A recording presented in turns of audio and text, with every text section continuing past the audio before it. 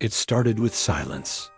Not the kind you hear, but the kind that presses against your chest, heavy, alive. Then came the breathing, slow, wet, coming from inside the walls. In 1977, in a quiet suburb of Chicago, the Marcus family moved into what looked like the perfect home. A week later, the house began to speak. The mother's police report read, "Someone kept calling my name from behind the wall." It sounded like me, but it wasn't. The house, later dubbed the home that creates its own ghosts, became the center of one of the strangest psychological investigations in U.S. history. There was no proof of paranormal activity, but the sounds were real, recorded, analyzed, verified. Each voice matched the family's own frequencies exactly.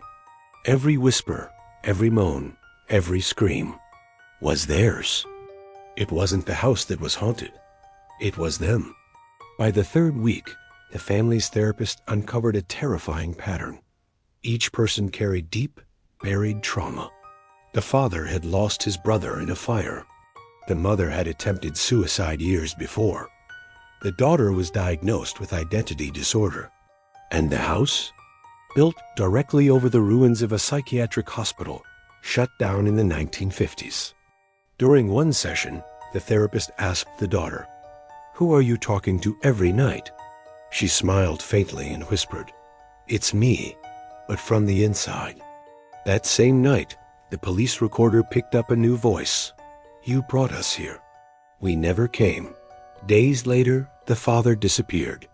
All they found was the basement door left open and a single sentence carved into the concrete wall. Sometimes it's not the house that lives in us, but we who live inside it. A year later, the property was sold to Dr. David Rollins, a psychology professor. In a 1983 interview, he said something that froze the audience. The house wasn't haunted by spirits. It was haunted by regret. Experts later concluded that the case was a manifestation of what they termed reflective haunting syndrome, a rare psychological phenomenon where repressed guilt and memory project as audible experiences. Every wall was a mirror, every sound an echo of the mind trying to confess. But the part no newspaper printed? Dr. Rollins vanished months after publishing his research. The last entry in his notebook read, "Last night, I heard someone calling my name from inside the wall. I live alone." Today, the house still stands. It's a museum now open only during daylight. After sunset, the door is locked tight. A small sign hangs by the gate. If you ever hear your own voice calling from behind the wall, don't answer. Soft ambient hum.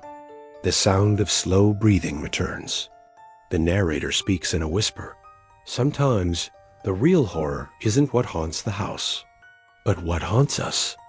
If this story chilled you to the bone, subscribe for the next one. It's based on a true case that's never been solved. A school in America where a group of students were recorded speaking, but none of them were actually talking. What kind of psychological horror should we explore next? Tell me in the comments.